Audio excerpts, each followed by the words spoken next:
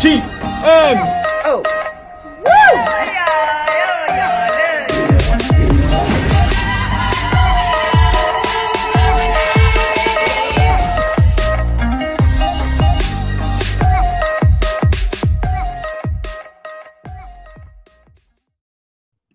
Hello, everybody, and welcome back to another episode of T. And see, the two guests didn't get the memo before. Yeah, you actually got to do it. You got to go T N O. And you got to really carry it through, guys. You got to feel the presence. Where's the energy here? Come on, we're going to try it again. Everybody, welcome back to another episode of T. There we go. Oh. I think Alec's on mute. He's embarrassed. I don't know what's going on there. How's it going, Alec? No, I'm here. I don't want to say, you know what I mean? As you can see today, ladies and gentlemen, we've got Alec in the house, and of course, we've got Wardah in the house. Wardah, what a story to tell. You've got a lot to speak, but before we do anything, we've got a bit of an icebreaker. And the icebreaker is we've got a yogi versus a triathlete. What are you? You're a specialist in like all sorts of fitness. Is that what you do? Yeah, endurance. No, Alec. Okay. Yeah. Oh, Alec. So this is an endurance king and then a yogi queen. So how long would you last in a marathon, Wardah, if you had to run a marathon? Well, I've never run a marathon because I'm not a runner. So the most I've ever run is 21 kilometers. So 21 kilometers.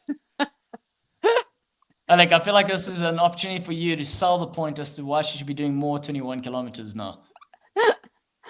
20. Hey, that's impressive for someone who does yoga. That's a far run. I thought she was going to say like 10 kilometers. I'm impressed. Yeah, I've done a few 21K, half marathons I've done, but I haven't done full marathons. Yeah, they're not fun. Yeah, it's like a whole thing. I need to work on my running style. I've got like weak ankles, so it's like a whole thing. I've had to see a biokineticist. He's given me exercises, but I just never get to do it. My glutes don't fire up, so I get a bad hip on the right, and it's like a whole thing. It's a whole thing. So yeah. Yeah, yoga's gnarly too. Like, yeah.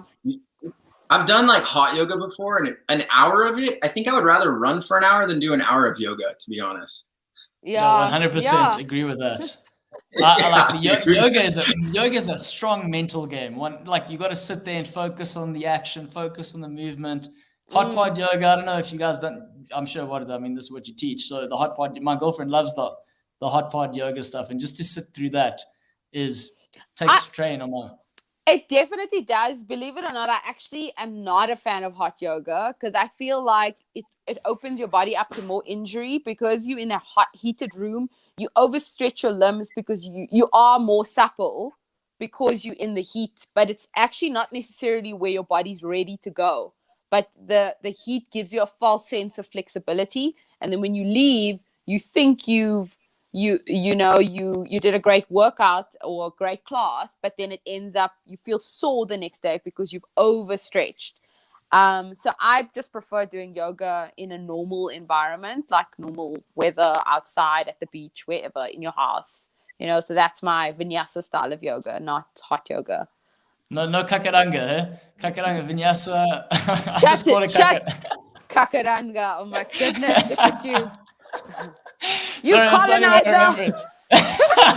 Spoken like a true colonizer. Hey man, I'm sorry, man. It's the one way for me to remember. That's how we do it. Alec, I mean, you also forget about overstretching stuff. You do a lot of kinetic stretching before you run. So I feel like there's some sort of, you both understand how, I know we're getting completely sidetracked in this icebreaker. We should be talking about Survivor. Yeah. But I mean, that's what you two do for a living, right? So, I mean, what kind of advice do you normally give before you go for a run there, Alec? I used to never stretch before runs, and then I got injuries. Runners are so famous for that, eh? Runners are notorious for that. I mean, I've got my best friend, my best friend has done 2 comrades marathons, and that's like long. That's like, I don't know, like 60 Ks or something. I don't know, something crazy, or 70 odd Ks, and she hates stretching. Like if she comes to one of my group classes, she'll often leave during the stretch. And I'm like, you need to stretch. She's like, nah, I don't like stretching. But runners really need to stretch, but it's the one thing they hate to do. Yeah, everyone hates to stretch. It's like a weird thing though. And then you stretch and then you feel amazing. Then the next day when you go for a run, so I'm like, why don't I? It's like the weird, I don't get it. You know what I mean? Yeah. Yeah, nothing. But the ice baths after recovery are always the best. Ice baths, and those are the worst. I don't know if you do that in yoga. There, what are the ice bath? No, a nice chilly ice I don't bath. do that. No, but I mean, if you live in Cape Town, you just need to go into the ocean and you'll get an ice bath. The water's so cold there. I think that's a good like segue into this question. Joseph's asking is like, you're a great swimmer. There, Wardah. That was awesome that you accompanied Santini during one of the challenges. So I mean, about that moment, it's interesting how south that went. You went from helping Santini to all of a sudden not liking each other. Can you elaborate on what happened there? You know what? The thing is, I don't regret being there for her, and I would have done it. I would have even done it for Paul. Like, I would have done it for anyone. Like, I mean, that's just my human side. I will never lose sight or track or hold of my humanity in a game, because for me, I'm not about to let somebody panic and freak out and be selfish. That's just not the kind of game I want to play. And I mean, people might say, oh, but it's Survivor, it's all for you. I just don't care. That's just not how I play. And I don't even regret doing that for her. She needed that on the day, and I could provide that for her. So I did. And I mean, I'm not afraid in water, because when I lived in Cape Town, I was a surfer as well. So I'm used to rough water. I'm used to currents. I know how to swim in a current. It does take it out of you to be in water that have strong currents, because you have to swim harder. Your strokes need to be more frequent, because, you know, you're fighting against this current. But I was happy to do it. And it is sad how things turned out.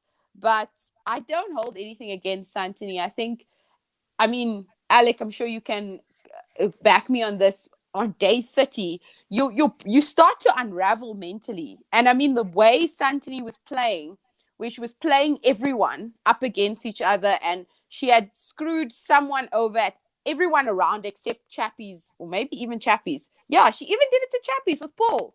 So she'd screwed everyone around her. So her paranoia was at an all-time high. So any kind of inkling of you showing that you no longer was working with her, or didn't like her, or anything like that, she would hang on to it and run with it. And unfortunately, I gave her that ammunition the night we came back from Anesu's vote. And yeah, it just unraveled from there. Yeah. But what's quite interesting about you and Alec in the sort of sense that the games that you played, Alec, you were quite loyal to your alliance, and I feel as though, and you can correct me if I'm wrong here, you portrayed the same person that you are outside Survivor. And I kind of feel like Wardah went in with the same mentality. Am I correct in saying this to both of you? Yes. Yeah, for sure. And so the question, I'm reading all these comments, and I feel bad for Wardah, because it looks like she's definitely a fave. Everyone's bummed that you voted out. It's like the worst. At least, yeah. Like, I mean, I think Twitter was a little bit different. People were like, and Instagram was like, gosh, I had to make a whole freaking reel about it. Jeez, just to defend myself. So have you been getting a lot of backfire then, based on what happened last night? Just a couple of trolls. Like, I mean, I don't really take anyone serious who can't put their real name and face to their account. So then it just shows me that you're a keyboard warrior. So I don't really care. I'm not going to lose sleep about it. But it gave me nice inspiration for some new Instagram content. I made a nice little reel with. That was cool. So that's one way to treat the trolls. Everybody out there, if you're getting any hates, I mean, you got extra content. There we go. Well played, Wardah. Well played. Why not? But yeah. I can empathize with you on that side of things. I went through plenty of that before the season even aired. So yeah. Jeepers, sorry, okay. What did you ask? What did you say? I thought you asked. No problem. I just want to come back to the point with the two of you. You know, you're playing this game where you're portraying yourselves within the game, which is very interesting, because Survivor casts for characters, and you guys are the characters that they've casted. And when you get to this point, like you specified there, Wardah, it's 30 days of playing the game. You know, eventually the real part of yourself, and the worst sort of conditions do come out. And it's that decision where you have to make between strategy as well as just being the person that you are. And how difficult is that when you're playing the game of Survivor? And this is a question posed to both of you. Alec, you want to go first? Yeah, I mean, like, you know, like when I went on Survivor, I told myself, okay, exactly who I am around all my friends is exactly who I'm going to be on the game. Just because when I got cast and when I was on the show, I believe I was 24. I was bartending. In my head, I was the most underestablished on paper. I'm surrounded by all these people that are doctors, lawyers, writers, realtors. So I didn't have the, I guess, life skills per se. And so my whole, I guess, shtick going into the season was just like, I have charm and that's it. And that's going to get me through the game. But I think getting voted out, I was definitely, I was proud of how I played. I'm like, okay, I didn't have to like, not backstab, because you're strategizing and you do some lying and, you know, manipulating people, but wasn't to an extent to where I watched it back and I'm like, oh my God, who is that person? I think also too, like sometimes watching back, people always say, oh, I have no regrets. But at the end of the day, Survivor it's a game. I mean, I had no regrets in life, but in Survivor, I do have some. Could I have played a little more, not strategic, but cutthroat? Probably, you know. I think you have to separate those two. There's like Alec in real life, and then there's Alec on the game who's gonna embody the same qualities, not necessarily the same like values. So I don't know, it's interesting. You do have to like shut off a part of you and be like, dude, I'm here to win money, and like I'm not here to make friends. And like after the show, we can be friends and laugh about it. So everything he said. Next question. No, I'm joking. No, I 100% can echo everything Alex said. And I just want to add, like, you berate yourself for being a bartender, but a bartender speaks to so many different people. Your social game must have been like on point, because you meet so many different people, you know, bartending, and bartenders are known for like being the person that some people open up to, because it's like this anonymous kind of person that you can just tell your secrets to while you're drinking. It's a yoga teacher, no?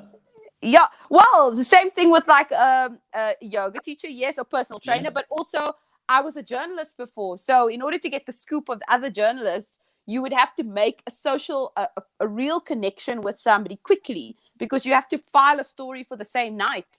So I had already honed that skill very quickly. And I knew that was going to be my strength, was my social game, because I'm able to make connections and real connections with people very quickly, and make genuine connections, because I find genuine things that we have in common. No matter how small, I will find it, and I will work that point and create a connection between the two of us. And I think, like Alex said as well, I have no regrets about my game, because I didn't really backstab anybody. It was just all part of the game. People were on the opposite alliance, and I, you know, played a better strategy and got someone out. But in terms of like turning on my alliance, I got out of the game before I had to do that, really. And Anesu was the first person, to my knowledge, that I thought that I had done it to. But even with that, I now feel zero guilt about it after watching it back, because I'm like, well, she was never really playing with us, and specifically with me, so I'm cool with it, you know. But like, see, that's the interesting thing. I mean, Alex touches on the fact that he says, okay, you know, you got to play the game and you got to try. No, it's obviously us seeing it from outside is a lot easier said, like trying to shut that personal sort of side of the game and go, this is the game. Whereas even once you've made this move against Anesu, you're still feeling somewhat of guilt. And I mean, maybe that's where the disconnect comes from, the people watching going, well, Wardah, you are playing this game, you've made the vote, and now the remorse that you're showing, how genuine is it versus it being a strategic play?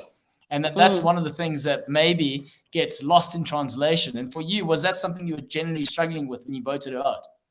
Yes, I was. And I mean, Joseph Lim is saying it, did I find out just before Tribal Council? No, it wasn't just before Tribal Council, because in fact, I actually went back to Anesu and I was this close to telling her, this close. But I thought that would be a mistake. let me not do that.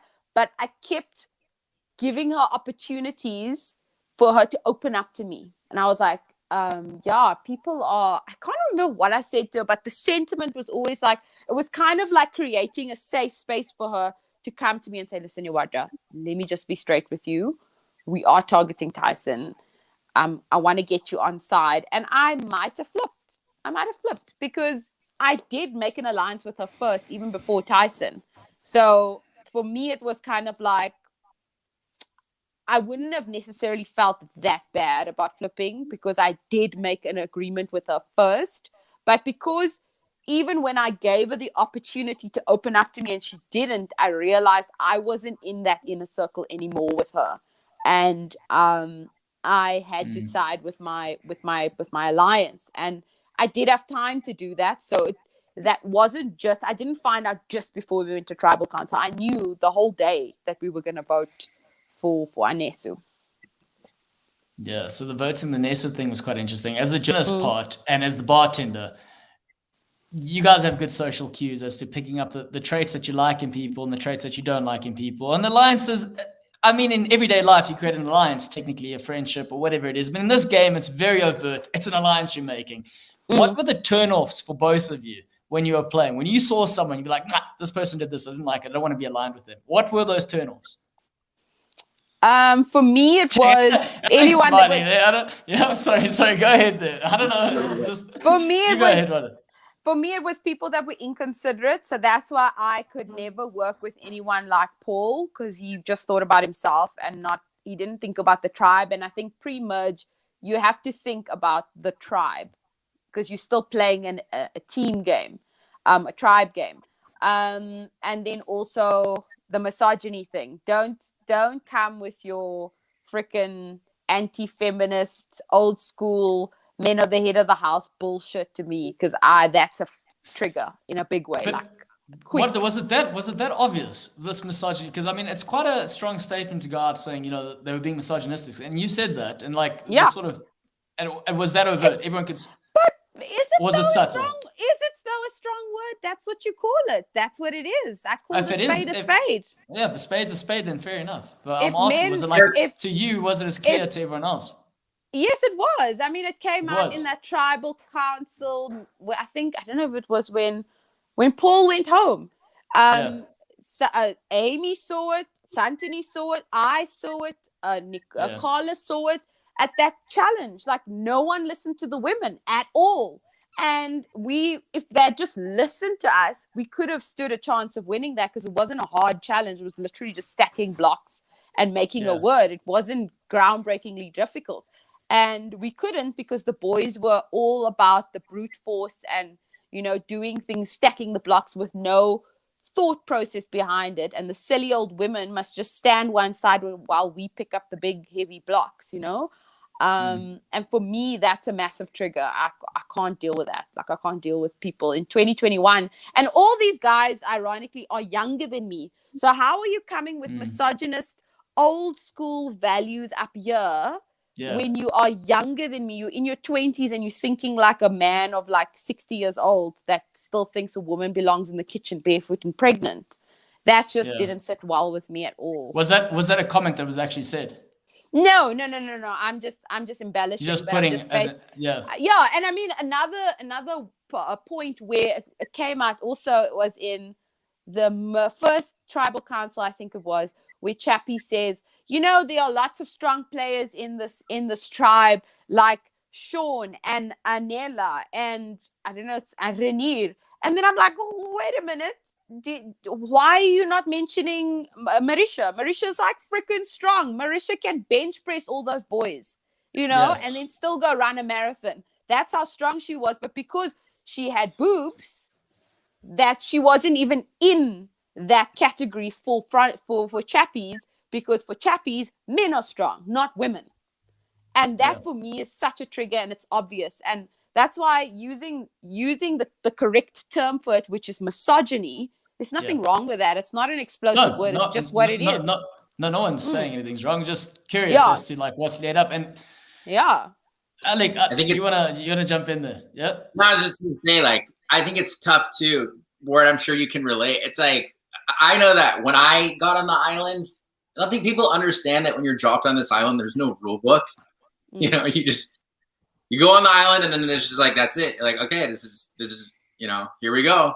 And especially being on the Goliath tribe, it's like an even split, 5 women, 5 men. And I do see what Ward is saying. We're like, you know, at the end of the day, we're in this like we're in our primitive, you know, state. And so it can turn into the boys club where it's like, all right, shelter boys, you know, machete, chop the bamboo, do this. And then it's like, naturally, I think all the men kind of collectively, that's kind of what happened on our tribe. And there was some that maybe got labeled as, you know, misogynist and like, oh, this and making comments. But I think it's just a testament to a good player or just a good human versus a not so good player who doesn't have social awareness and takes up on social cues. Like, hey, this might be okay to say where I'm from or back at home, but this probably, you know, we're with a eclectic mix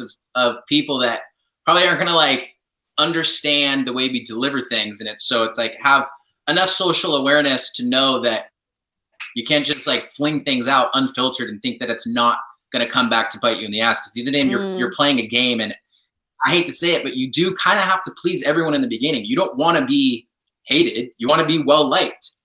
And so if I'm out there, I'm like, all right, day one, we're going to build a shelter. Women, you go, you know, wash the dishes. The men, it's like, dude, out.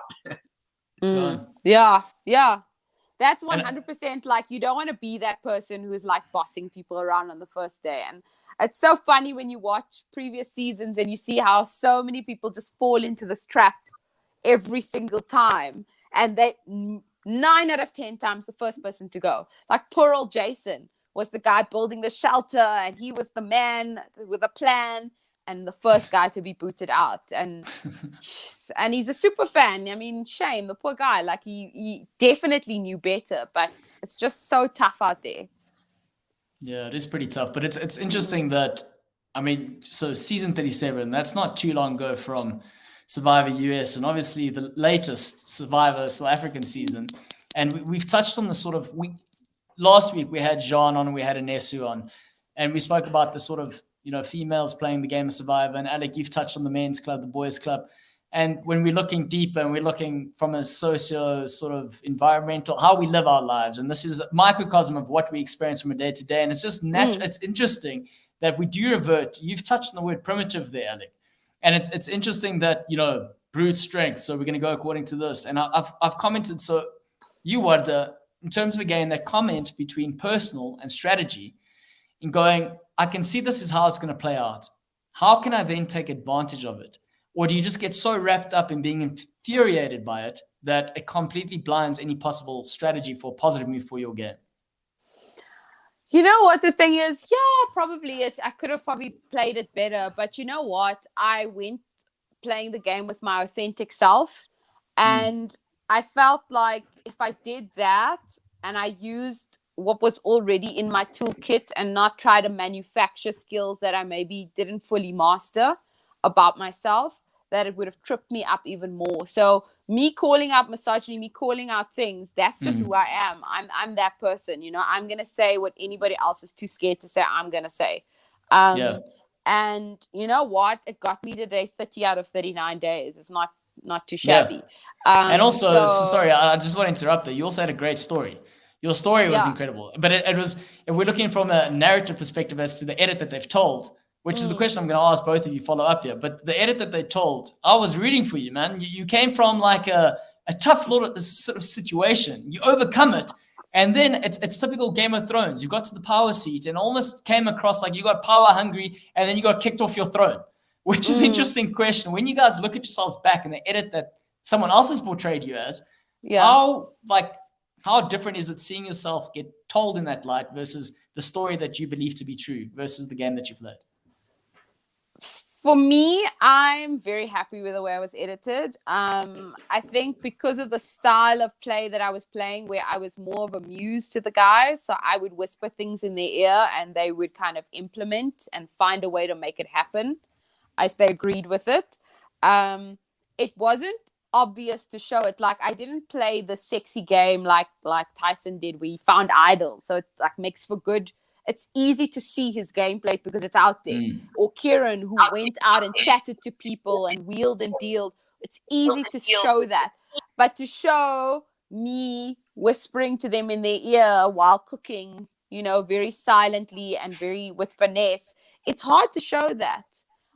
So in the edit, it does look as if I'm a bit of a goat, but I'm not. I'm really not. And I think the people that show that is Santini, where she says, and it was brought up several times, Rainier says it, where that first post-merge vote, he says they wanted to target me because he's like, I like Wardah so much, it bothers me. And she's getting really close to the girls. And then Santini saying in this last episode, she's getting too close to Nicole. They're getting along really well. And that was my strength, was my social game, making connections with people and, you know, using the gift of the gab. I mean, heck, I've got 20 years of experience in it. Might as well use it to my benefit. So, yeah, I think I got a pretty accurate edit. But it was also because I was being myself. So I wasn't pretending to be something I'm not. And yeah, I'm very grateful for the way I was edited. No, that's awesome. Alec, I don't know if you want to touch about using your edits. Yeah, it's like two different experiences. You know, you're there experiencing it, and like there's like I look back on my experience, I'm like, oh, it was like a dream. I felt like I was in 5th grade summer camp with a bunch of these strangers that I became best friends with instantly. It's like the coolest thing ever. And then like a couple days go by and you're like, wait, maybe I don't like some of these people, but I have to like them so I don't get voted. It's like such a weird thing. And then watching it on the edit is just like, that's for like other people to interpret and watch, but like the experience like can never be taken from you. But yeah, it's interesting to touch on what Wardah said, the whole, oh, this person's a goat, and you just have to like ignore it, because at the end of the day, the 19, it's 20, 20 contestants that we had, but it's those people understand that it's like running.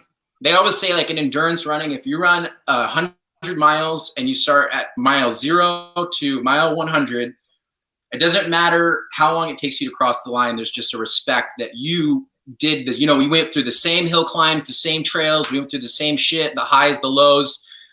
You go through all these things, right? And so Survivor is that same experience. And so to make it to 30 days, there's mutual respect, I think, is what you should hold on to, Wardah, and know that like whatever anyone says, like hearsay, the people you played with and in your heart, you went from day 0 to day 30, and there's everyone else who's played the game understands that, dude, you don't just get there by getting there. You have to make moves. You have to be proactive. And it's the same thing with running. Like I'm not going to go from mile 0 to mile 100 by just standing there and looking at it. Like you have to put one foot in front of the other.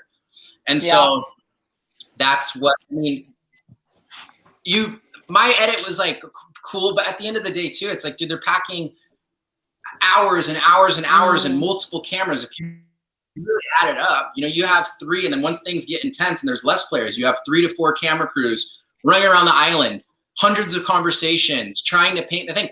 And like maybe Wardah had, kind of like spearheaded, oh, maybe we're going to vote this person off, and then it doesn't get put in the show because that's not where the narrative went and it wouldn't make sense. Yeah. So there's so many things. I mean, I want to vote people out.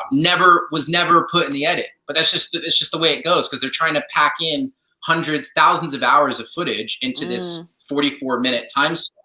Have it make sense, have it be entertaining. And so the edits, they do an amazing job on the edit, or else the show wouldn't be on. But I would say the two experiences, being on the show versus watching it, is so different. Yeah, no, 100%. I completely agree with Alec on that. There's so much happening. You got to also be very forgiving with the editors and the producers, because they have to package so much. And then also, we also got to realize that they are kind of like God's eye on that entire process. They seeing all the conversations. So they have to make all of it make sense and cohesive for you to watch as a viewer. We only have our memory of the game based on the conversations and the knowledge we had that we could work with. So our perception of things is sort of kind of looking at the corner of a picture where they have the whole picture. We're only looking at that part that we were able to collect of information. So there will be sometimes a bit of a disconnect in terms of what we saw or what we experienced as to what actually really was happening on the whole on the island. On that note, though, was it? Oh, sorry. Go ahead, Alec. No, I was just gonna say too. I mean, like Survivor offers a good opportunity too to self-reflect. I know there's a lot of people that go on the show, come off, watch the edit, and you know, so I'm not going to say names, but there's people on our season that clearly weren't maybe self-aware and get voted off, and then receive the edit that literally portrayed that person to the T. And so it's either in that moment you can be like, oh shoot, like maybe I am like that. Maybe I did play that way. Or sometimes people are just like, oh no, I got a bad edit. That's not me. But it's like, dude, that's the crazy thing about Survivor. That was my scariest, like the scariest part for me was I said, damn, I just signed this contract to go on the show for X amount of days if I make it to the end. And when you're doing confessionals, you're sitting there for an hour, hour and a half, 2 hours. Sometimes people were there for 3 hours. I'm just saying all this stuff. And I would leave with so much anxiety. I'm like, dude, what are they going to use? What did I say? What did I say on the island that they could use? Like, did I say anything that like I'm going to regret or that's not going to look like me? Or, you know, it's like, it's gnarly. And Survivor, there's no hiding. You know, you're on camera 24/7, all the conversations, all of your eye rolls and all of your, you know, fits and crying and all these things. It's just, it's scary. And all your throwaway comments that you'd normally make to your friends or to people around you that you won't even remember the next day, and it gets kept and then it gets used and you're like, oh crap, I said that or I did that. And yeah, I think what comes to mind for me, Shame, I felt bad afterwards for her, was with Kian and me saying like, she's so socially inept. I don't feel bad about what I said. I felt bad for her because she had that exact experience where she was like, I didn't realize I was being selfish. She actually ended up sending me a message, a private message to me and to Santini saying, I'm so sorry. I didn't realize it came across as me being selfish. I didn't see it that way. But now watching it back, I realized that I was selfish and I should have maybe shared. And you know, I thought I was doing the best thing for the tribe by eating my snacks and eating my snacks and powering myself up for the challenges so that I could be an asset to the team. So that was her logic behind it. I don't agree with the logic, but that was her reasoning. And when she watched it back and she saw how we reacted to her eating food in front of us, she was like, oh shit, she felt bad. And, you know, if people are willing to acknowledge it, you have to be gracious and accept that. And I was like, thanks for the apology. You know, that was part of the game. It's fine. It's all cool. Yeah. No one holds any grudges. Yeah. It was like on when I watched my season back, there was like a point where I'm like, can you hear? I was gonna say, kind of like touching on what Wardah said. It's like I remember watching the season back. There was a point where I feel like I played the first half of my game. I didn't play that great of a game, but like you always could have played better looking back on it. But I know there was a shift in that two people in particular, Davey and Carl, that were on my season. I was on a tribe with them and I was close to them. And then I think once I got to the merge and I had met back up with some other people that were on the original tribe, I kind of just wrote them off. I'm like, oh, you know, and like, you can see it in the season. It's like I was like looking at myself. I'm like, dude, you know, like why are you not having conversations? Why are you? I was just like, you know, never really talked to him, never really thought, and it's not what you want to do on Survivor. You don't want to discount anyone and, you know, write anyone off. And that's, I think I said that in one of my confessionals, and that's why I was almost like wanted to slap Anela up at the backside of his head. Go like, are you stupid? You don't write people off. in Survivor, yes, you have issues with people, and you can not like them like I did with Chappies, but when we pressed the reset button, I genuinely wanted to play with him and go further and see where that relationship went. And I think it would have gone further had Santini in this episode not had it out for me, because Chappies had no intention of voting for me. He wanted to vote out Tyson, not me, because our relationship was good at that stage. Yeah. And also, just looking back at it, you got to look at Santini and Chappies and go, why did they go after you? It was clearly a personal vendetta. When if you're looking at Kieran and you're looking at Tyson on paper, those are the real threats to get out of, and they've gone after you, which is a complete rookie error, just from an outside looking in perspective. But but that also that's the viewer's perception, and Santini, because she was there and she was close to me for so long, she knew that I was the one whispering. Littlefinger. She knew I was the one. I was Littlefinger. Yeah, I was that one. So she knew that. That's the exciting part, I think. Yeah, even though everyone was kind of like out there, and Tyson was playing this big, cool game that was awesome to see on camera, finding these, flashy, like with the idols, and Kieran, like the strategy. I was playing like this quiet game in the background, kind of like, moving the pieces, the chess pieces, but not being super obvious about it. But because she was in everybody's little circle, she noticed these things. Yeah. Just from an interesting. So go, Alec. You want to say something there? It doesn't even matter. No, I'm like, that's the most dangerous game. People that sit behind the curtain and like move things around. You have no idea what's going on. That's the sick moment. But that's like also the one, unfortunately. Yeah. And what's like bravado, grandiose, out there with their moves. It's like, it's great because you know where they lie. You can trust them. You know exactly what they're going to do. And if you're on their side, they're so predictable, and you think to yourself, this is great. I have an amazing lines. And then on the other hand, there's people with the games where they don't necessarily say anything. You feel like you can trust them, but then, behind they're moving all these pieces, and you have no idea. Yeah. Yeah.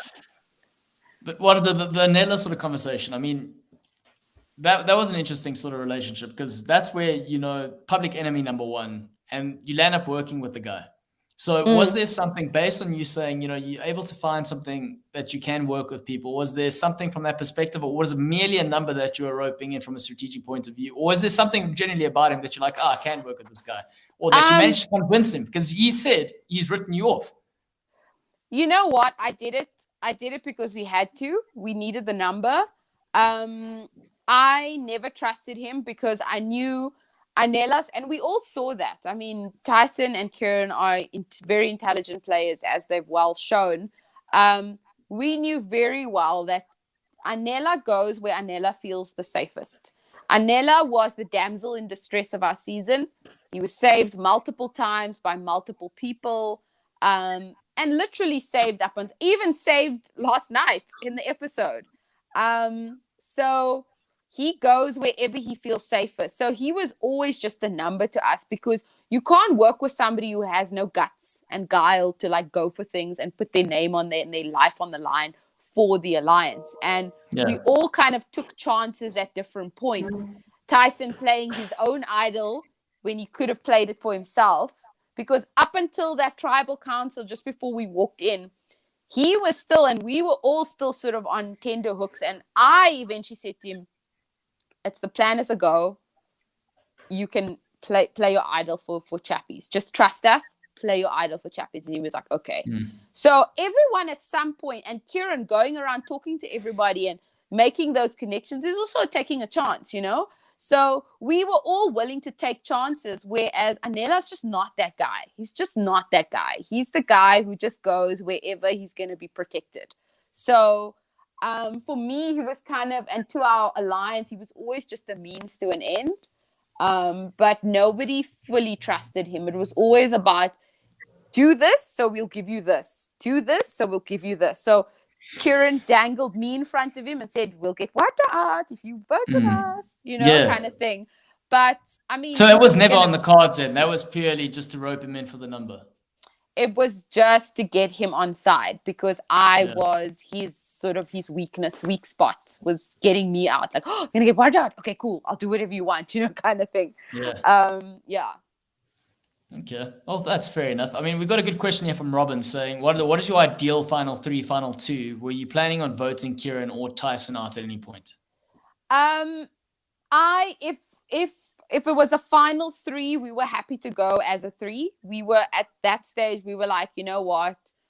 We respect each other so much and we had a real bond as a trio. We were going to go to the end together and we didn't care really who won between the 3 of us. For me, I wasn't really doing it for the money. I was doing it for the experience. So I was cool.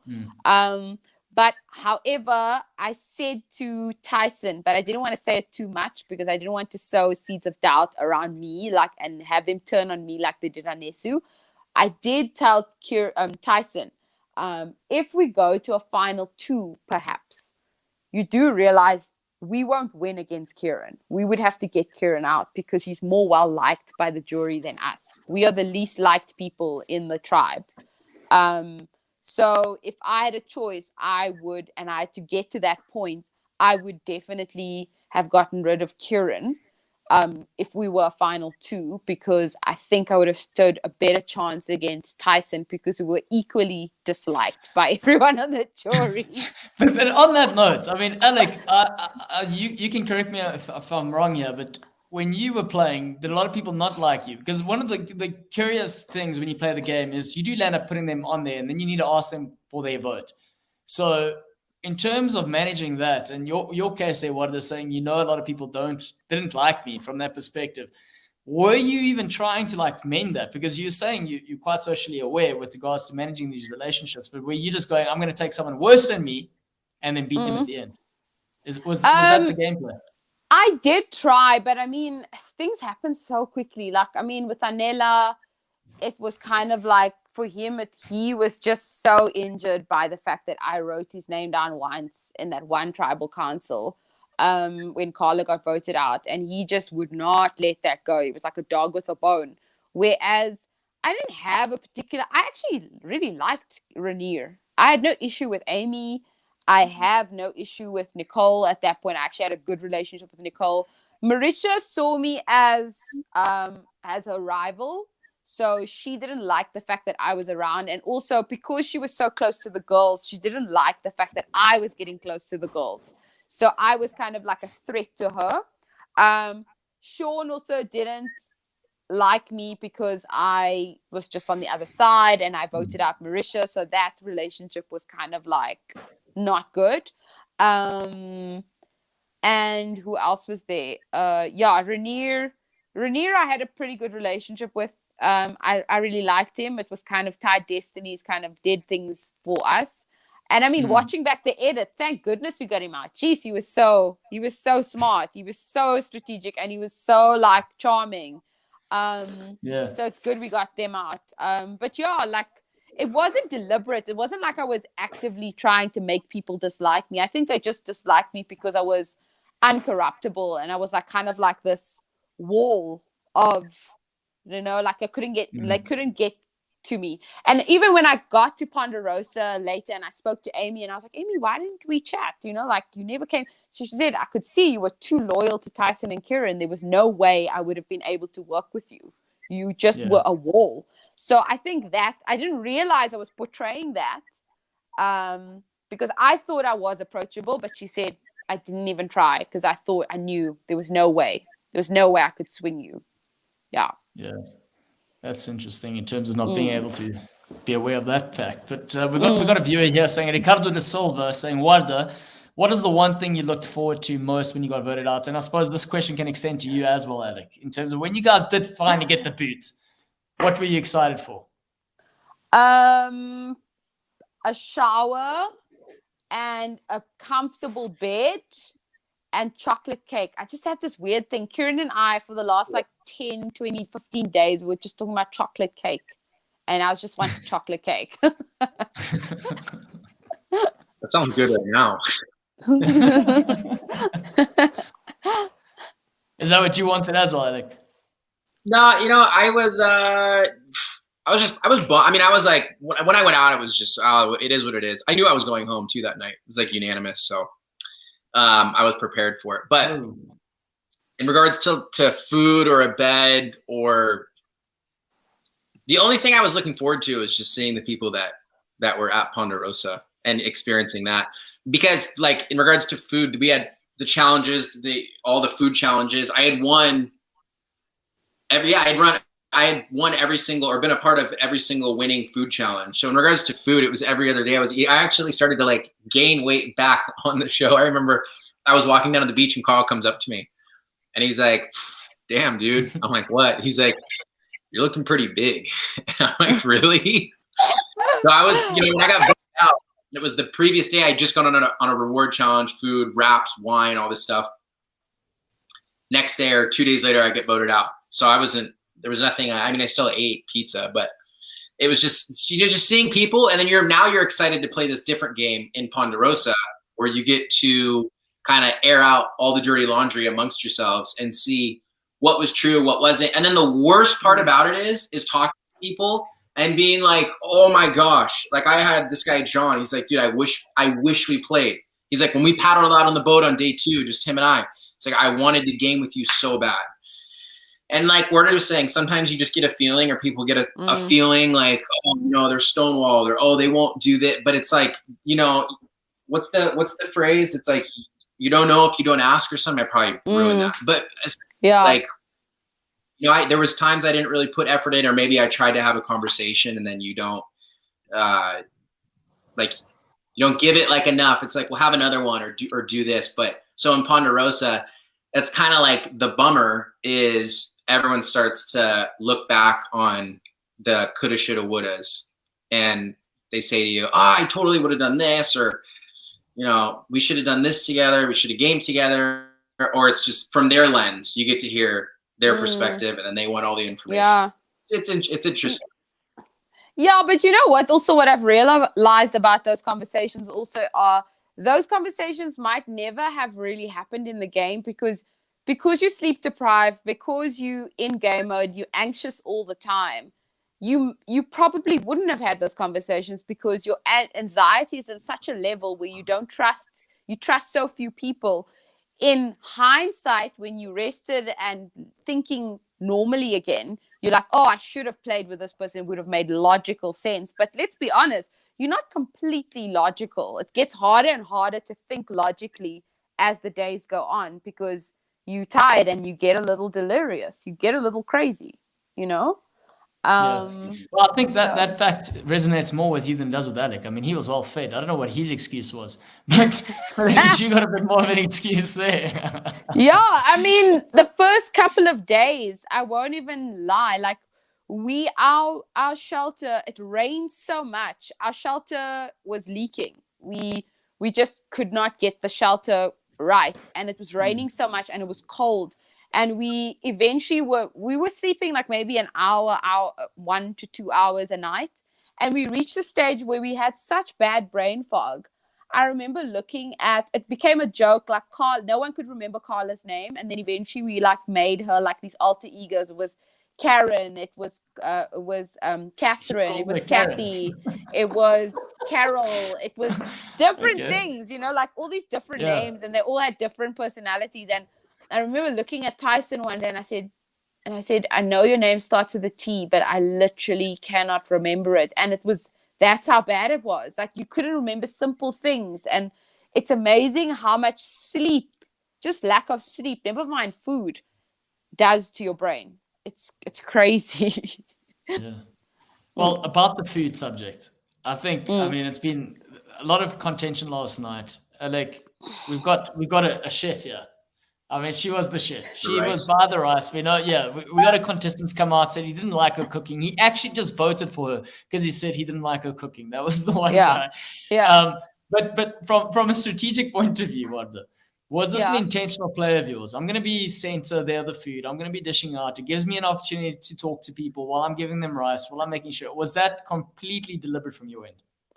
It was 100% deliberate, but it was also it was true to my nature again. Like I was drawing on my real strengths. I am a good cook. I am comfortable in the kitchen. And because of my background, my mom has taught me very well to cook with simple ingredients and make them taste good. So, and also because I come from a big family, I know how to portion out food and make it last. So while there were many other people that could cook, and the only reason Paul said that was because he didn't have control of the pots, and he was annoyed at that.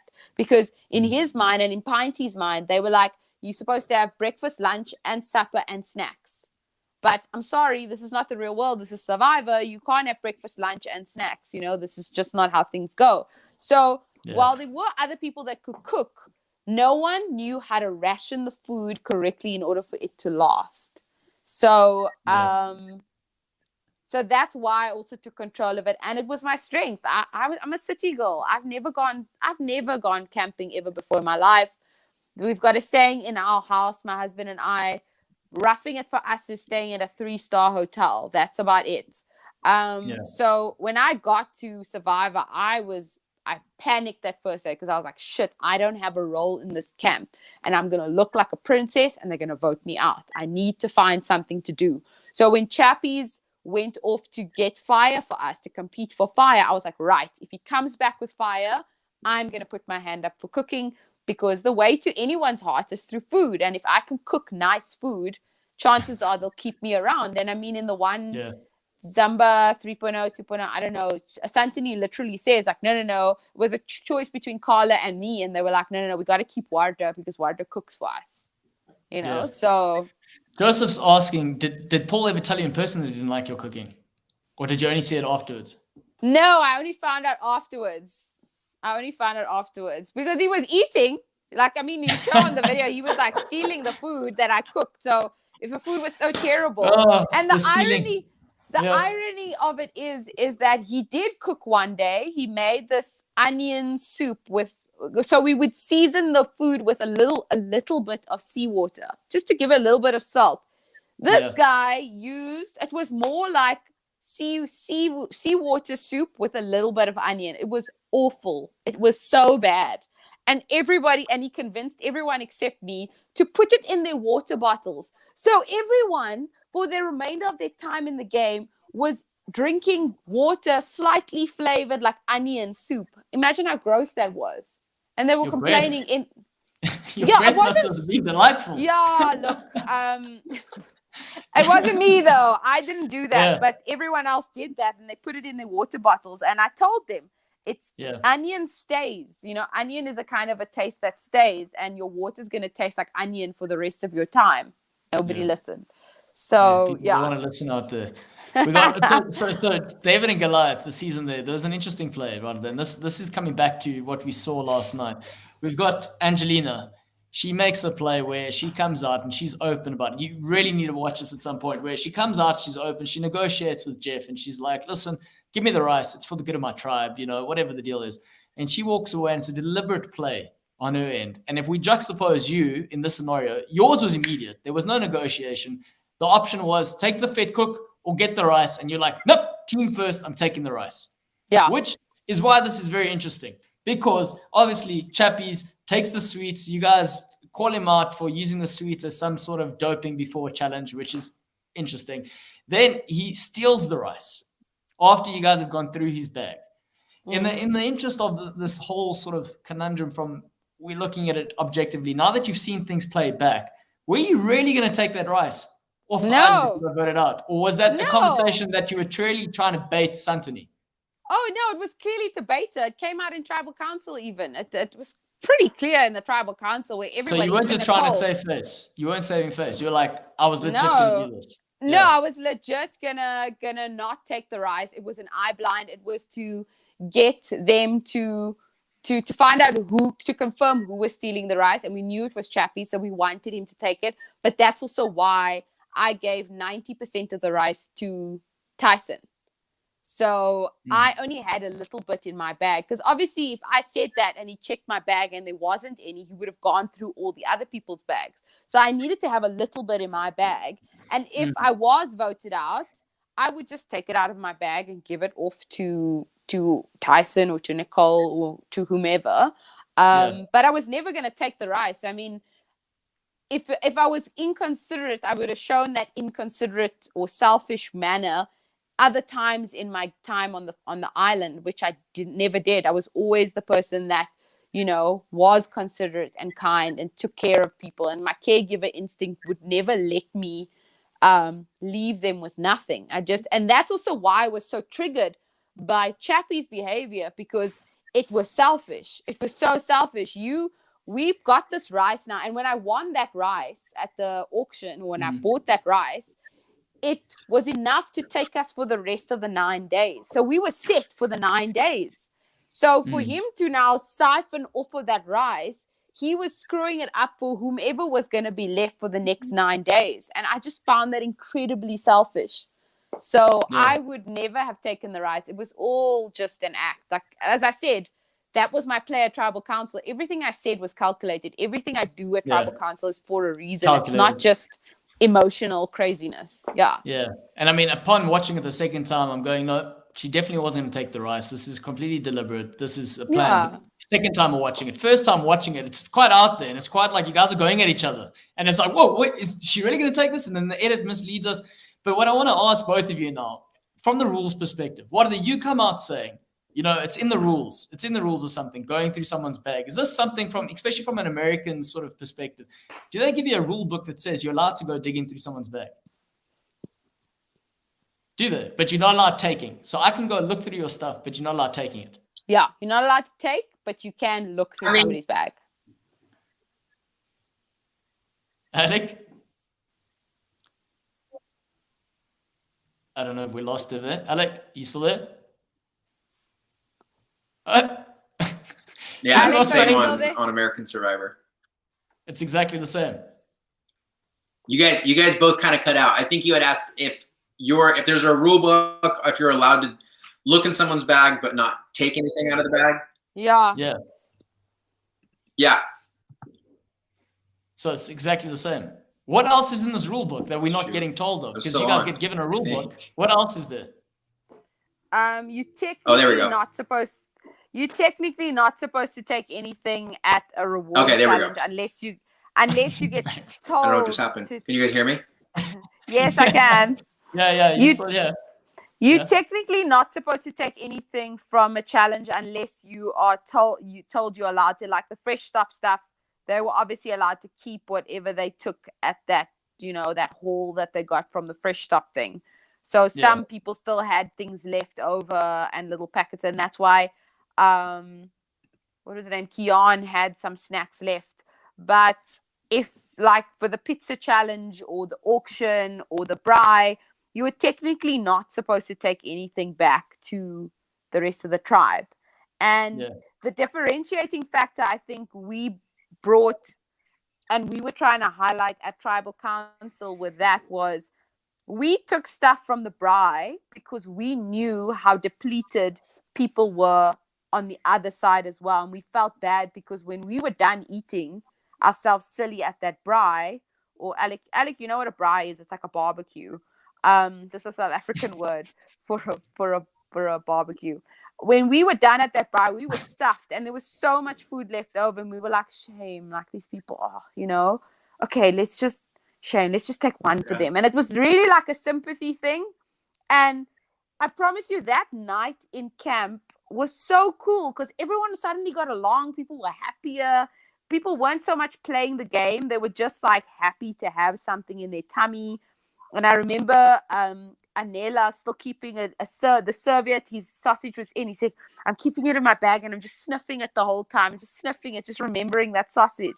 So that was the intention behind taking that, giving everyone a little bit of a boost. But what angered us about what Chappies did was it was solely for him, to give solely him an edge. And that we found was unfair. And people are going, yeah, but stealing is stealing. Yes, but intention is everything as well.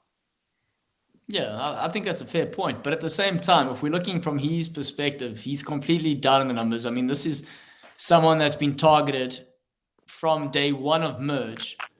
And probably, Santoni only sides, I think, towards, and you guys can correct me if I'm wrong here, but Santoni only gets, are you still there?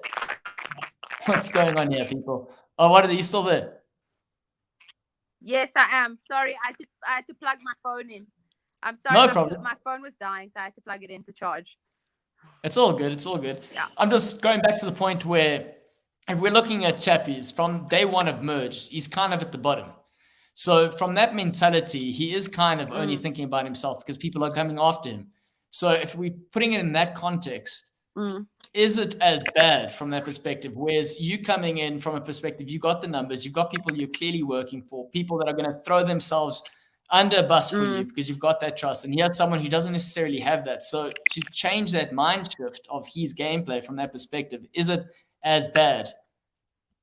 No, I think if you put it that way, it makes a lot of sense. I never looked at it from that point of view, and I get it. He was in desperate times, but I also feel like, and I mean that fight at Tribal Council was actually longer than what they showed you guys. It was long. I believe that. But they gave us a longer edit, but there was a lot more. And I remember saying to him, I'm so disappointed in you chappies, because I feel like we had reached a point in our relationship where he could have come to me. He could have just come to me with sincerity and said, listen, Wardah, I'm not coping. I'm so sorry, but I need more food. And I promise you 100%, I would have done myself short.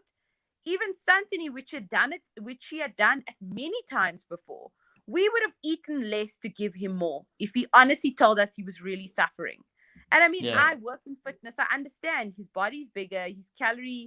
The calories he requires to run his body is more than maybe me and Santini, who are smaller.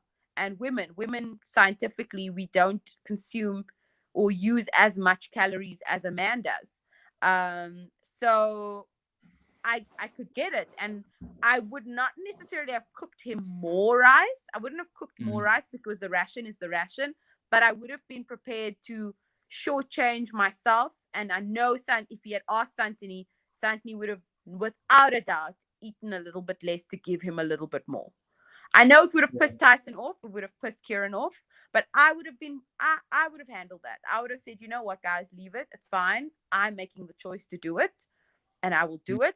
So that's why I was just sorry that he didn't just come and speak to me, because our relationship had improved so much.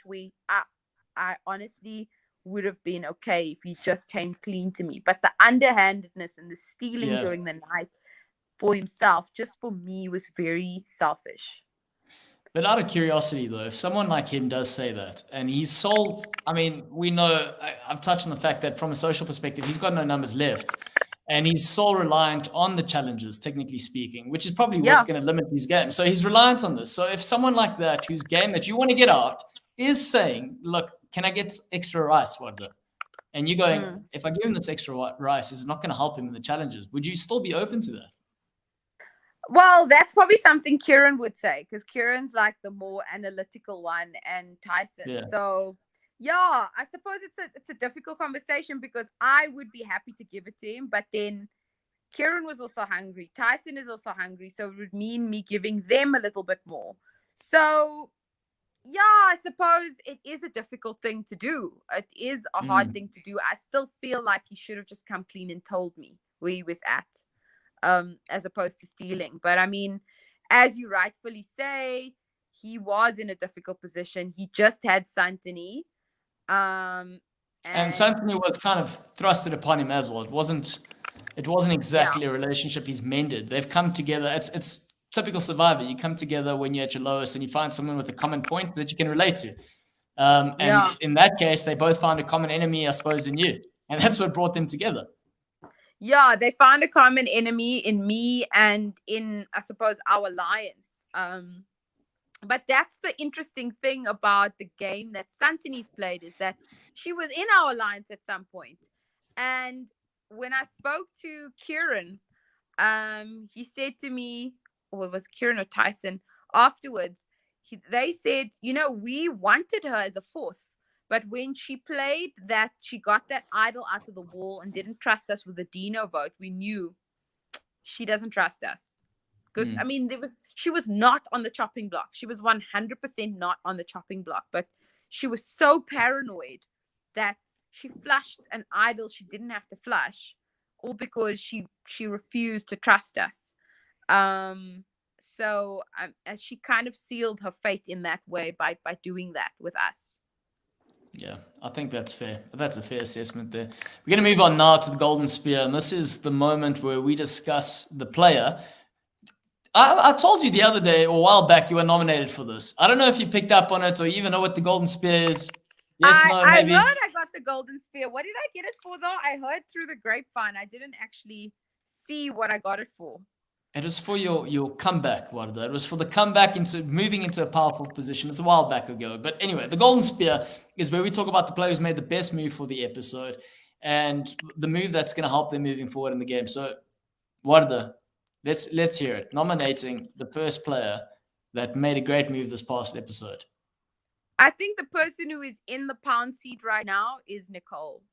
Nicole made the best move by sidestepping all the drama, by playing a fearless game and getting the best possible hand dealt to her. And she was sitting at tribal council like a princess, looking fabulous and completely safe. And I think for me, she gets the Golden Spear for that, because one would say Chappies. I see somebody says Chappies, but Chappies played an emotional game. He played a stupid game. Because if I look at that now, and you can say if you agree with me or not, he should have actually played the tribal council pass for Santini and saved Santini her immunity idol. And she could have used it for that. She had one more chance to use it. She could use it, and he would have then been able to save, without a doubt, guarantee his one alliance person that he could trust with for one more vote, and know that she was there for a few more days for sure. Because, I mean, he's got a pretty good chance of winning, more challenges because he's just so strong. I mean, Tyson is very strong as well in challenges, and so is Nicole. So, but I mean, let's face it, Chappies is pretty much the challenge beast. So he could take the risk for another, which he's gonna do anyway. Sent her away. He would have been safe at the tribal council, and our plan B was to vote for Anela. But the bottom line is his alliance would be safe. He had already been having conversation with Nicole. He could potentially have swung Nicole. They would have been 3 against 3, better than nothing, and they were starting to work on Kieran. So and are you convinced he would have been able to swing Nicole? Because if I hear what you're saying correctly, save Santoni, he's still down in numbers. He's only got 2 people, and then he's really reliant on winning immunity. That's all he can do now. And if he doesn't win it, the minute he doesn't win it, and he's down by numbers, even though it's one person he can trust, it doesn't really help him, does it? No, it doesn't. I think that he doesn't really have Nicole, but I think Nicole, watching back now, Nicole's a very smart girl. She also played a quiet, strategic game.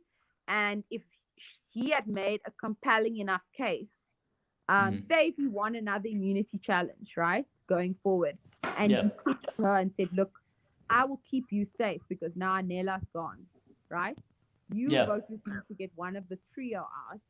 She might have sided with him. Who knows? I don't know. Yeah. Like, she might have.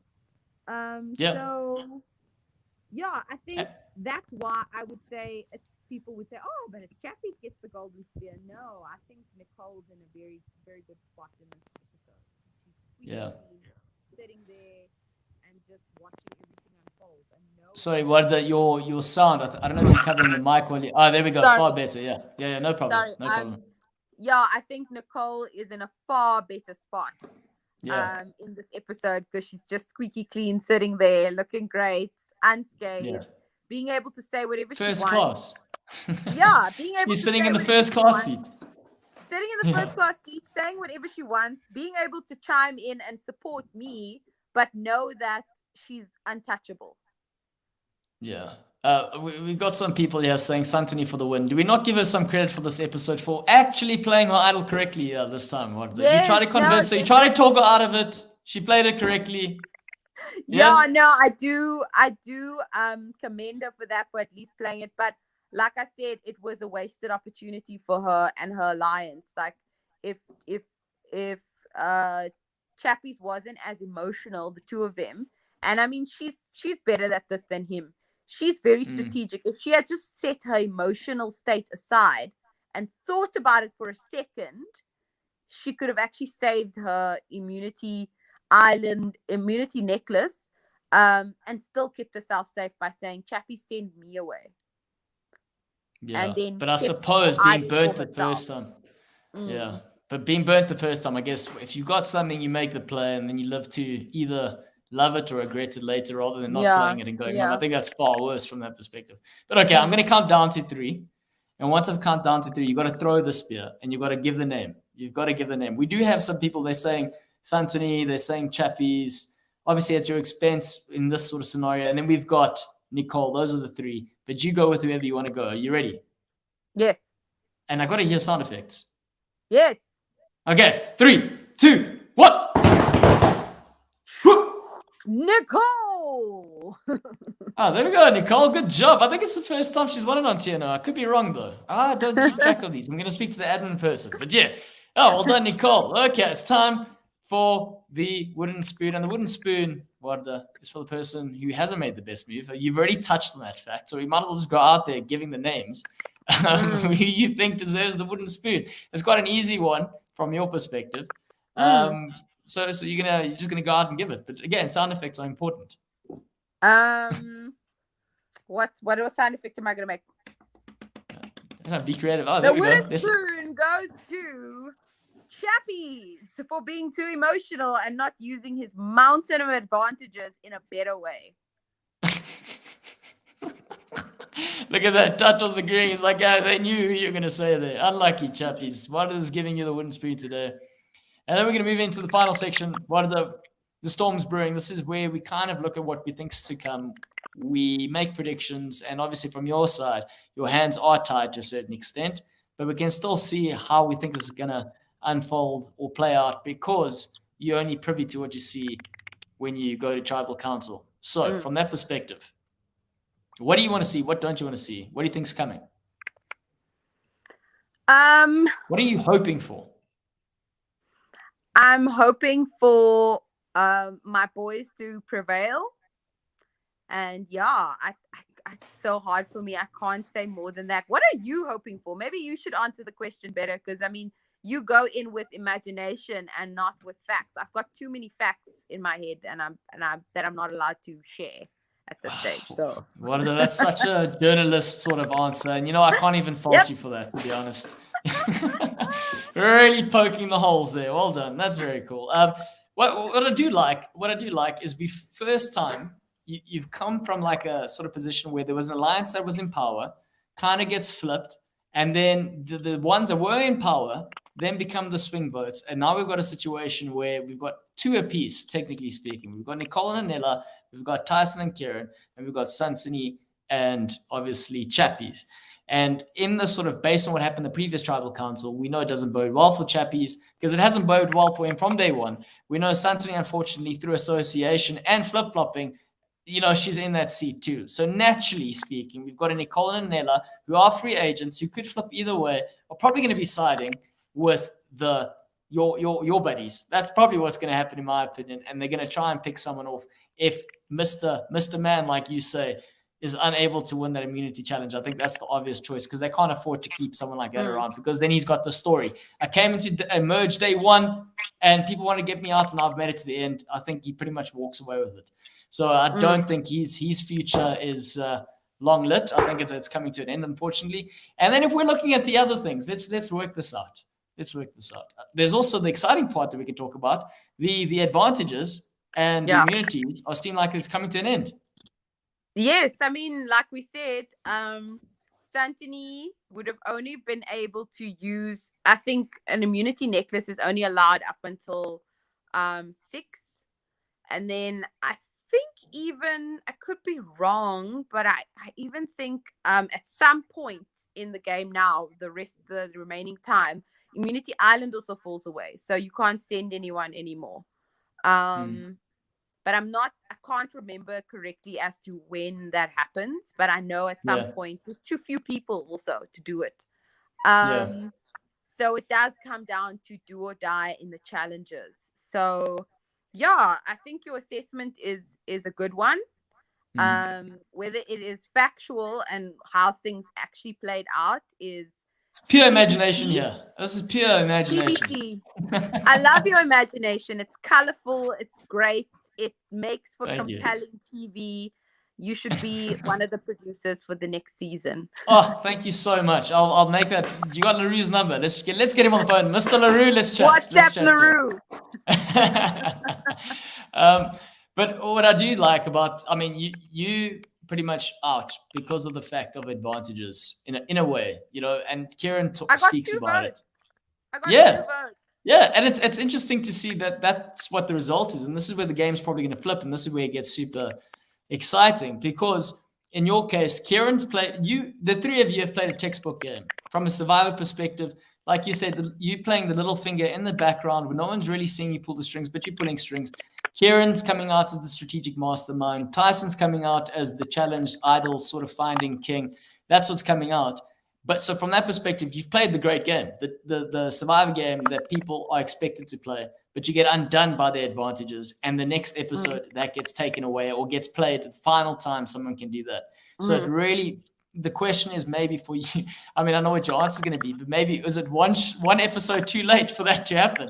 You know what I'm saying? Like, yes, I do feel like that. I honestly, and that's why I say I can peg it down to the very second my game got undone was telling Nicole to put money on that Immunity Island pass, on that covered cloche. Because had I just put my money on that and taken the chance, I would have made it to the vote or the try or the part of the game where there were less advantages up for grabs. There was no longer immunity necklaces available or able to be played. And I might have lasted maybe even till final 3, final 4, who knows, you know? Yeah. So I do think that it is my fault. I've had a long time to think about this. And at the end of the day, I am to blame for where I went out because I had the opportunity to sidestep all the drama and all the risk. Had I just taken the plunge and put money on the 400 Nikos, which will never leave my mind, 400 Nikos on that freaking Immunity Island pass and not told Nicole to do it. How much is one Nico worth though? A lot. One Nico is worth a lot. He's a special guy. Easy on the eye. Very nice.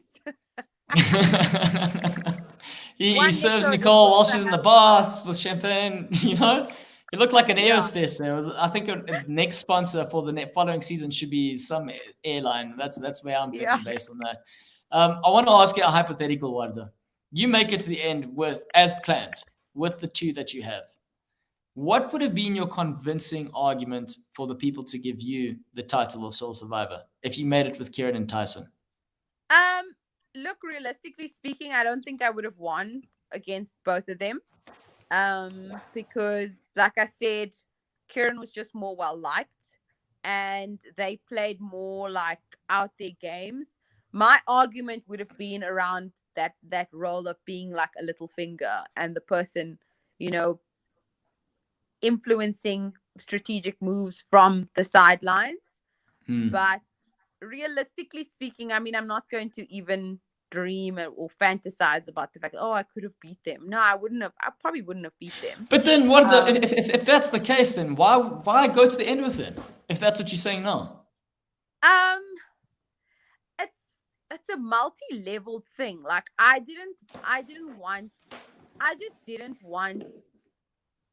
like the game that Santini was playing, so I didn't feel like she deserved it. I didn't like the game that Chappies was playing, so I wouldn't have taken him either.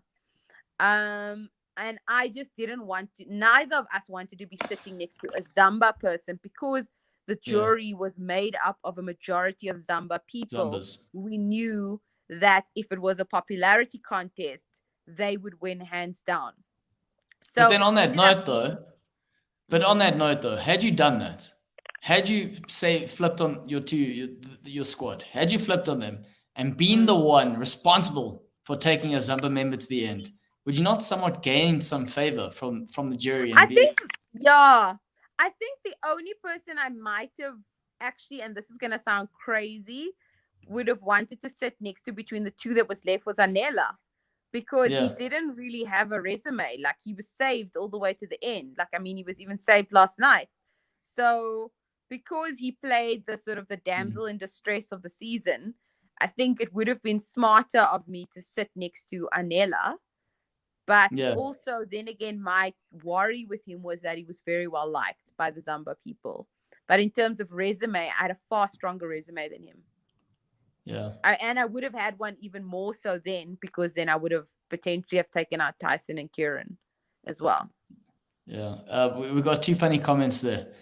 We've got one saying, note yourself from Tato, saying, find a Wardah. A Wardah is key to Survivor. I think he's talking about your trust in terms of an alliance, so that's awesome. And then we've got Kieran, Wardah, and Tyson are the Harry Potter trio of Survivor. How do you feel about that? Yeah, no, I feel good about that. I started that. I put up a post on. I love that. Yes, I love hearing that back. I'm the one who put that out there. That's I put brilliant. that out there. I coined that phrase. The Harry, Ron, and Hermione. And I just realized it. I was like, holy shit, we are Harry, Ron, and Hermione. That is so Wait, cute. but who's Ron, though? Who's Ron? This is the thing. Like, this is what the thing that bothers me is that everyone thought I was Ron. And I was just like, and I was purely going on a gender thing. I was like, well, obviously I'm Hermione. Like, you know, I'm the girl of the group. But people believe that I was Ron. So I don't know. Like, in my mind, I thought I was Hermione. But yeah, I suppose it's open to interpretation, I guess. Sure. But who also do you think maybe is Ron? I think from, you know, if I've got to look at Ron. No, I've got a name. Sweating. Oh shit. Nah, not sweating. The name's here. I just wanted to actually, before I said the name, I needed to give a reason for it. If I'm looking at Ron and I'm looking at his positive attributes in terms of, you know, what was that game he plays on the broom where he catches the thing, whatever. He's all about the action and people see him perform. And I feel like that was very Tyson-esque. So I think that Tyson is the Ron from that perspective. Just because you see him putting the moves. Yes, 100%. I think I see where you're coming from. However, everyone was constantly chasing and trying to get Harry, trying to kill Harry. And Tyson had his name written down and was on the chopping block a lot more than probably a little bit less than me, or maybe I suppose kind of like me as well. But I think for me, Tyson was also a little bit of a Harry in the sense that he was always a target. He was always like the main target. Whereas Ron also was the comedic factor. And I feel very sad about that. Like, people didn't get to see Kieran's comedic side because he's really funny. Like, I mean, when you eventually at some point, wherever that may be in the remaining 9 days. Yes. Get to speak to the great Kieran.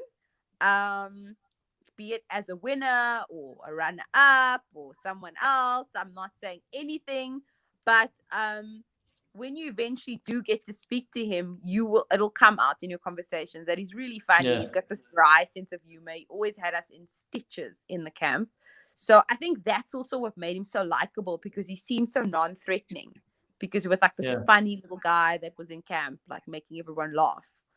I believe that. I can see that happening, but we got the viewers there, Tato and Robin, agreeing with your sentiment, saying Kieran. Oh no, Robin's saying Kieran is Hermione. That's an interesting one. Let's throw that in the mix. Oh, I didn't even consider why that. Not? Yeah, oh, that's fair. Plausible. Okay. Last thing, Wardah, when you speak about you didn't like Santini's game and you didn't like Chappie's game, if you had to describe the game, what is the game that they were playing that you did not like? I think Santini played too much of an emotional game, and there was way too much flip-flopping, because in a game where people are already anxious and we're already nervous about trust and trust issues, she was not somebody that made you ever feel fully comfortable with them. And I think that was the key flaw in her game. However, I admired her game watching it on TV in the beginning, in the early stages, how fluid she was and she could talk to everybody. But the thing is that soon wore off because people got sick of her flip-flopping. and people started finding that annoying. So it worked initially for the first couple of days or weeks, but eventually people got fed up, because now as the game gets more serious, it's annoying to have somebody around that you can't fully trust, that you can't, make big moves with, because you don't know if she also making a big move with someone else against me while I'm trying to thinking she's working with me.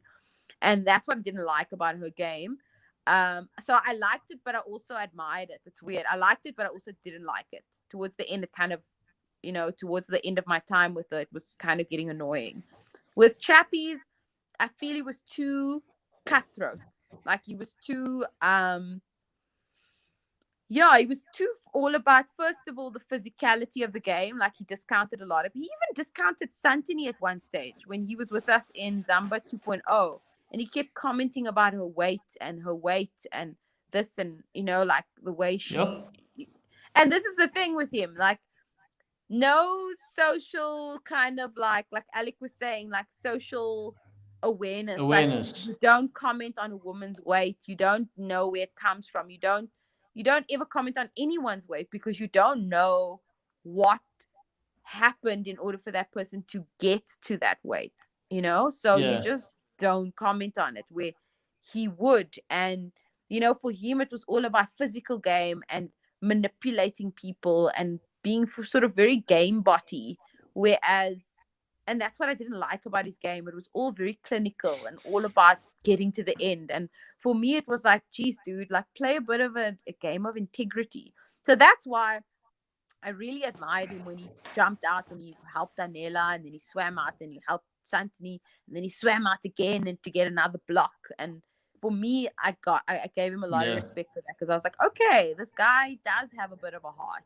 He can show a bit of integrity, even though he's trying to ruthlessly get to the end. Yeah. But how much of that now, in retrospect, looking at it, how much was that genuine? I mean, it's easy to say, if he doesn't save them, something happens to them. But was that a strategic play, or was that him genuinely trying to help other people? Because there's that moment where he helps Santini out the water. There's that moment where obviously he saves him in the water as well, So do you think that was purely strategic, or do you think it was a moment of humanity, so to speak? I would like to think the optimist in me thinks he did it because he genuinely wanted to help people. But I don't know now. I don't know. Like maybe. Well, I'm only asking the question because of how you've described his game, saying his game was clinical and it's based on the actions of him doing everything that he's done. So I'm just asking that, only considering it based on the comments that you said to me from that perspective. You know what the thing is? Looking back on it, he does have a bit of an ego, and he's very, he likes the attention to be on him. I mean, you see his confessionals, he puts on this really bad American accent, and he does this really comical, kind of thing. So I think. Was he like that in camp, or was that only in the confessionals? Did he behave in a similar fashion?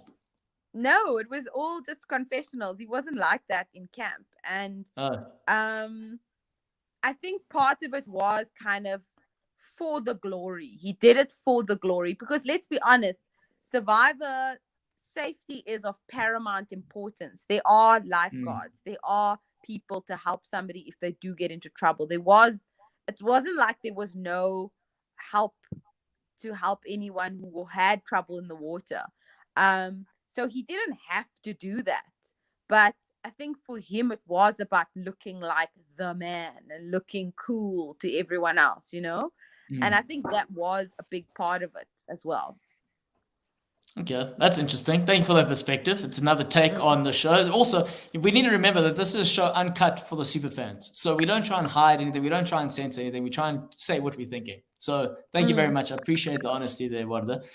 Final thoughts before we go away. Is there anything you want to take from this? Anything you want to leave a message to the people that are listening? Because we've had a few people staying online here. Hey, there we go. Chapman's online. He's saying so much love for you, Wardah. Oh, chappies, my chaps. Mr. You have Chapman. rice today, my boy. You're hungry, you fed. Also, Wardah, check this out. Chappies. I love that. I was looking at it. I don't know why. Yeah. I was waiting for you to like refer to it. I love that photoshopping. I look so like it looks legit. Yeah, and also the spoon says Chappies on it. I thought that was a nice take between the two of you. That is so funny. Like, it's quite hilarious because you know what? They just started casting for MasterChef South Africa here, so that looks very much like a little MasterChef little picture there. So that's quite funny. My closing thoughts are that looking back on my game, the only thing I regret is that auction. I should have been a little bit more ballsy and not fangirly about it, because I was so fangirling over that moment of being at the auction that I wanted to have the perfect experience, and that is probably the worst thing I could have done. I should have just gone in there and had fun. Yeah, and I probably would have gotten a lot better results with it. So I think play with your gut. Do something like this. If you're gonna ever do something like this, play from your gut, make instincts from your gut. And sometimes it won't even make sense to your brain, but your gut is always right and you'll see it afterwards. I enjoyed my time on the island. It was incredible. I learned so much about myself and confirmed a lot of things that I thought about myself, but I wasn't sure. And it's also helped me to embrace parts of myself that I was kind of like, thought that I needed to correct and fix about myself. Like, oh, you're too outspoken. Oh, you're too... No, screw that. I'm opinionated. I'm outspoken. It's cool. Yeah. There were still people that loved me and was loyal to me on the tribe. So my lesson to everyone in life and in the game is be yourself. Your tribe will come to you. You know, your tribe will gravitate to you. And if you're not yourself, you're always going to be around people who are going to force you to be inauthentic to yourself, and that's a horrible way to live and to play the game also. So just be yourself, like be unapologetically you, warts and all. Who cares? 100%. You know? I agree with that, Wardah. I really like that message. A nice way. But we've got Ricardo saying, did someone give Chappies a phone on Survivor? He keeps breaking rules. I don't understand this one. I don't know. But to finish off, how did you react when he did say Operation Destiny and he shouted it out? Because that was quite a comical moment. Did everyone have a good laugh when he did that? We did laugh. We did laugh. We were just like, oh my God. We just looked at the jury and we were like, oh my God. And Nesu was like, she was loving all of this craziness. Yeah. But yeah, what could you do? You could just laugh about it. And you know what? To your point, if I think about it, the only reason she wanted to go to the end with him was because Anissa would win against him, hands down. Yeah. She was so well liked. She played such a smart game. It was money in her bank account if she had to go to the end with him. Of course, she would choose him. She chose the strategy you sort of insinuated, you kind of pushed that I should have thought about. Yeah. That was her strategy. Take the guy that annoyed people the most, because you will win against him because you're well liked. Yeah. But here's an interesting one from his perspective. And I'm just saying because I enjoy being devil's advocate, but from Chappie's perspective, you've got someone like a Nesu now in the jury. And we've seen her social game play out and we can see she's likable. You being in the jury, how much influence can one person have on a jury when you're in Ponderosa? I think she can have a big influence on the jury because she's seen as like the sage voice of calm and rationality, because she never really got emotional ever. So she was this person of like, you know, like I think Santini named her Rafiki, and then she ended up naming her Rafiki. So she was seen as like the Rafiki of the tribe. So she would have a lot of pull in the jury. Yeah. Okay. Wardah, thank you so much for the evening and for giving us your time. I think to all the viewers that were watching and asking the questions, I think they appreciate it too. And like I said, uncut straight from your mouth onto our TNO screen. And we're super grateful for it. So thanks again for joining us. And we look forward to chatting to you in the future. And also, can you just say, I know you've already touched on it, that TNO is your favorite podcast of the day, but you might as well just elaborate on why it was, you know. Okay. Yeah. You're like, yeah. Is this real? Or are you just joking? No, I mean, I wasn't joking, but it would be nice for you to say it. But if it wasn't, it's also okay. I'm joking. TNO, out of all the podcasts I did today, TNO was the best, the most fun. And I genuinely did enjoy this the most because it was really nice to speak to somebody who had a similar sort of experience on the island like I did with Alec. So I like that you kind of curate the guest that you have with the person on, because then you kind of find somebody that understands from a personal level, not just by the fact that they played the game, but they played a similar game to you. And they maybe will portray the same in their season. So that was really cool for me to experience that. So thank you for that. It was really cool. Absolutely, my pleasure, Wardah. And have a fantastic evening and a glass of wine. And I'm sure you must be tired with all the interviews. Woo! Yeah, dude. It's like after 9 here. I haven't had supper yet, so I'm gonna go have supper and there's work tomorrow. And I wish I could take a social media holiday this weekend, but I can't. I'm attending an international Black Yoga Teacher Alliance conference. I'm a speaker on one of the panels this weekend. So there's that. So shout out to that. If you guys want to go check that out, I mean, where can they follow you? You might as well say that too. Yeah, follow me on Instagram, Wardah FabUFit. If you want to attend the Black Yoga Teacher Alliance conference, it's happening this entire weekend. I'll post some details and try and get there if you're interested in having that conversation or being part of that. That's what I'm doing.